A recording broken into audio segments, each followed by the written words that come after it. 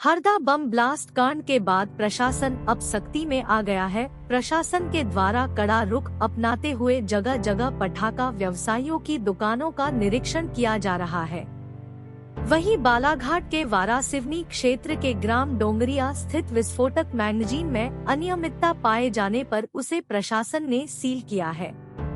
दरअसल कलेक्टर गिरीश कुमार मिश्रा के आदेश पर विस्फोटक सामग्री भंडारण मामले में 3 पर कार्यवाही की गई है, जहां शुक्रवार को वारासिवनी एसडीएम कामिनी ठाकुर ने पुलिस विभाग के साथ संयुक्त दल बनाकर ग्राम डोंगरिया में संचालित सोहेल अजीज खान की पोर्टेबल मैगजीन स्थल का निरीक्षण किया गया। निरीक्षण के दौरान कई प्रकार की खामियां पाई गई, जिसे प्रशासन ने विधिवत पंचनामा बनाकर तीनों पोर्टेबल रॉयल डीलर्स को सील किया गया है।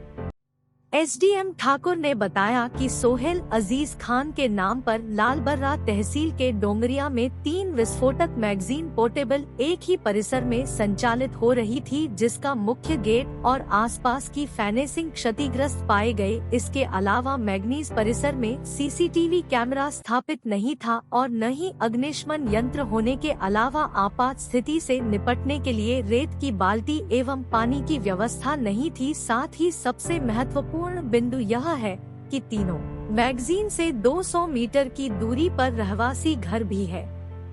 इसके अलावा इस परिसर से 15 मीटर की परिधि में सूखे बांस के वृक्ष व झाड़ीपौ भी है।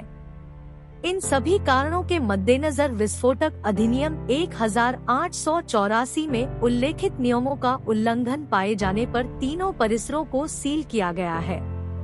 बिल्कुल शासन एवं कलेक्टर सर के निर्देशानुसार एसडीओपी वारासिवनी, नायब तहसीलदार वारासिवनी और थाना प्रभारी पूरे स्टाफ के साथ हम लोगों ने हमारे अनुभाग अंतर्गत 8 मैगजीन है जिनका निरीक्षण किया है और 8 में से 3 मैगजीन जो कि श्री सोहेल खान जी की मैगजीन रही, लाइसेंसधारी है ये, उनकी मैगजीन में कुछ अनियमितताएं पाई गई थी, कुछ कमियां हुई थी, तो उनके कारण हम लोगों ने 3 मैगजीन को आज सील की कार्यवाही की है।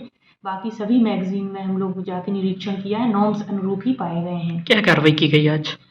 जैसे हम लोग जब मौके पर गए हुए थे तो वहाँ पे सीसीटीवी कैमरे नहीं थे, फायर एक्सटिंग्विशर नहीं थे, रेत पानी की व्यवस्था जो बेसिक रहती है वो नहीं थी, चौकीदार जो है प्रशिक्षित नहीं थे, उनको कोई आइडिया नहीं था कि अगर आपात स्थिति निर्मित होती है तो उनको क्या करना चाहिए, इसका कोई आइडिया उनको नहीं था।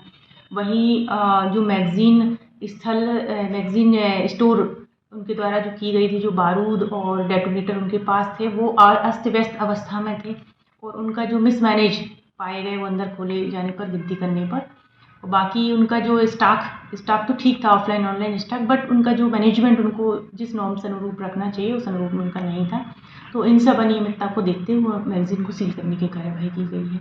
मैम, अनेक जगहों में भी आपके द्वारा कार्रवाई की गई है, लगातार मंगलवार की शाम से ही आप अलर्ट हैं इस मामले में। अभी तक कहाँ और किन क्षेत्रों में ये कार्रवाई हुई है?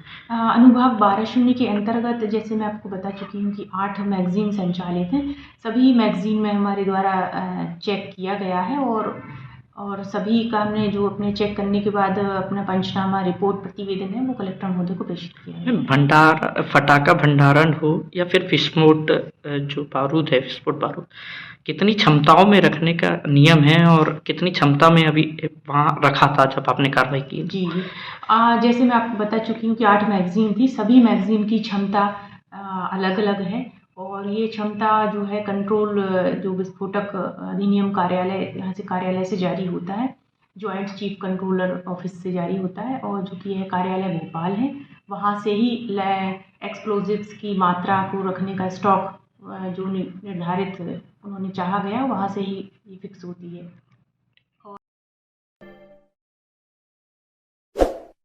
बालाघाट जिले की ताजा तरीन खबरों के लिए चैनल को लाइक, सब्सक्राइब और बेल आइकन को दबाना ना भूले।